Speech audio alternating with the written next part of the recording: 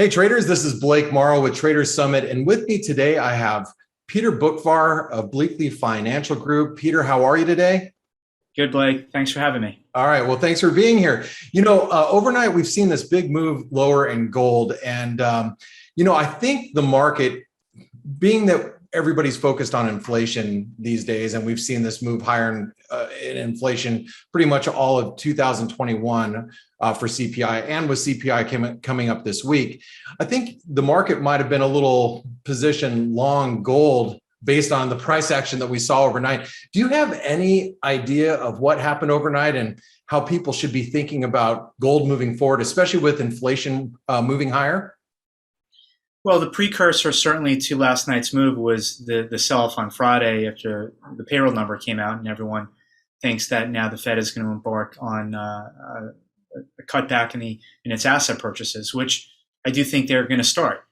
But there's a long runway of how that taper unfolds, what the market consequences are, and whether the Fed can even continue and follow through to the end. And therefore, and then even when they are done, rates are still at zero. But that belief on Friday, okay, Fed's tightening, sell precious metals, sell bonds, buy the dollar, because the Fed's going to get at the head of the curve, then culminated in probably margin calls last night that triggered that puke. There's no other way to explain why someone would just come in and puke it unless they were forced to.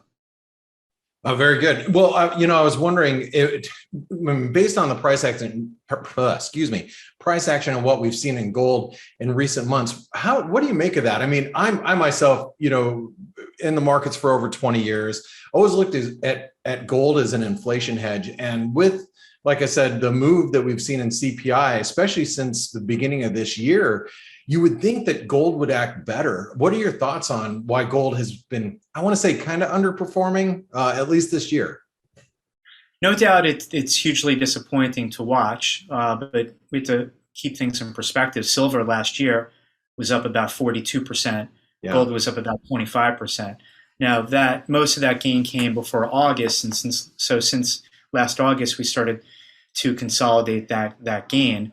That's because the dollar has bounced since last August, and real rates, while they broke new lows last week, but prior to Friday, they're sort of just retesting. So it is maddening to be long and to be bullish, but I still think it gets back to the belief that, and it just, I think it could be as simple as that. If you think that the Fed is going to fall further behind the rate of inflation, therefore real rates will continue to head lower, and at some point the dollar will reverse its trend downwards.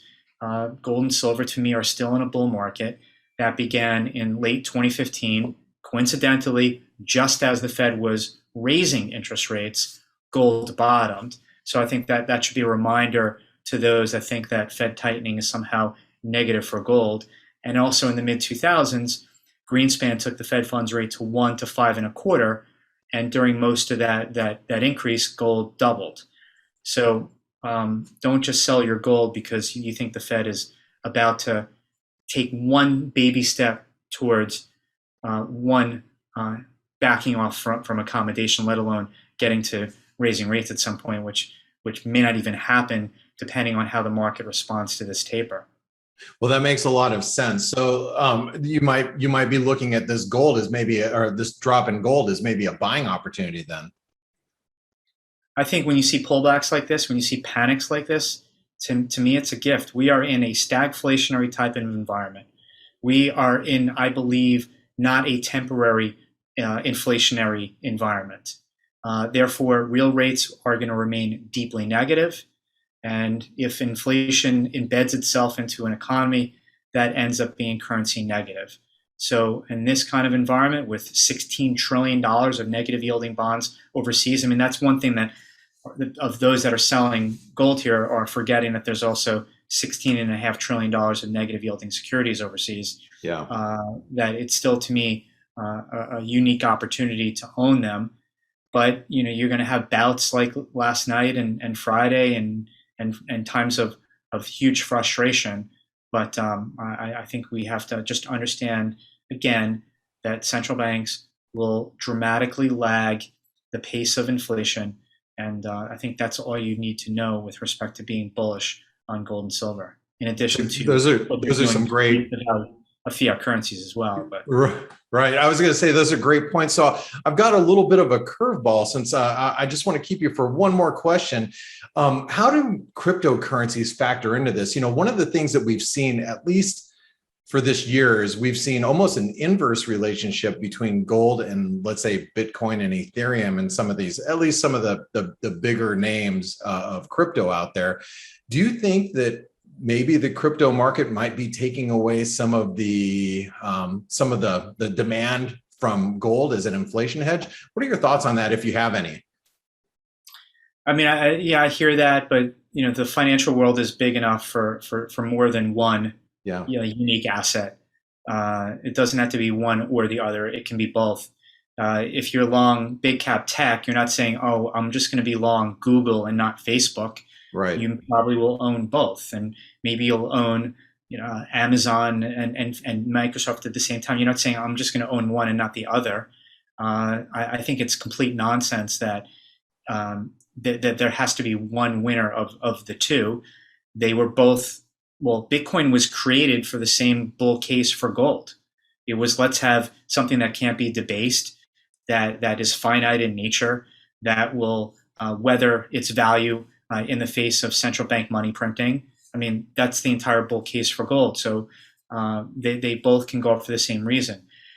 Now, when Bitcoin went from 60,000 to 30,000, there was not some massive rally in gold and silver in the face of that. So it wasn't like they switched back.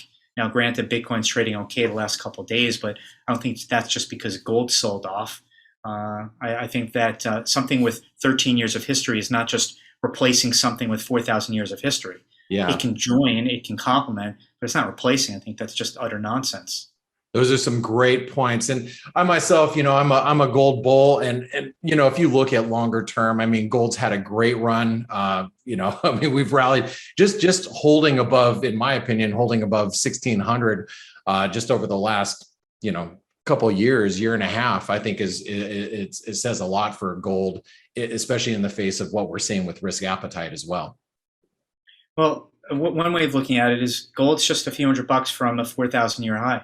Yeah, that is a perfect way to look at it, Peter. Well, I want to say thank you for your time. And I know the traders here at Traders Summit are really going to enjoy your points of view and your thoughts on the current gold move. So thank you so much for joining us today. Thanks, Blake. I appreciate having me on. All right.